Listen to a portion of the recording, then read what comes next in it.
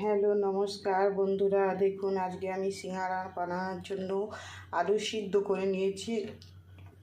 আর এখানে আমি 20 মিনিট হয়ে গেছে ময়দাটা মাখিয়ে কি সুন্দর করে রেখে দিচ্ছি, পুরো নরম হয়ে গেছে। এটা একটু টাইট টাইট মাখতে হয়।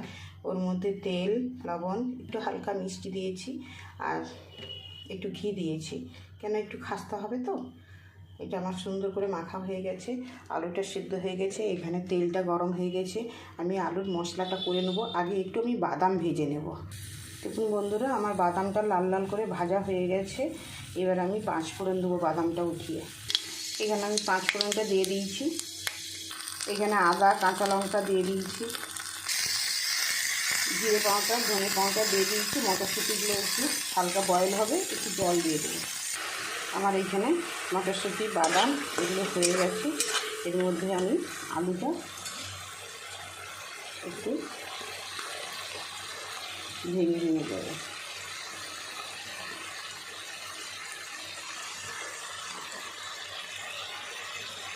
দেখুন বন্ধুরা, আমার সিঙ্গারার পুর হয়ে গেছে।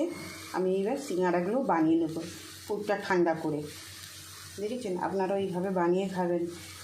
বর্ষা হয়েছে না, সেই জন্য একটু বাচ্চাগুলো খেতে চেয়েছে, মা একটু সিঙ্গারা বানাও না। তো বাড়ির সিঙ্গারা বাচ্চারা খেতে খুবই ভালোবাসে, আর আমি বানাতেও ভালোবাসি। দেখুন বন্ধুরা, আমি এটা আধা আধি কেটে নেবো চাকু দিয়ে, কেটে তারপরে সিঙ্গারার পুরটা দিয়ে দেবো।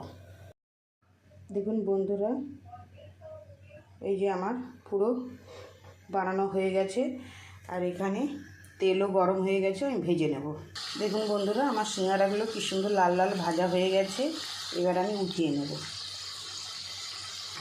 দেখুন বন্ধুরা, সিঙ্গারাগুলো এত সুন্দর হয়েছে, নিজে বানাচ্ছি বলে তাই নয়, খুব সুন্দর হয়েছে। আর খেতে তো খুব টেস্ট। আমার মেয়েকে মশলাটা চাখিয়েছিলাম, বলছে মা খুব সুন্দর হয়েছে, বুঝেছেন।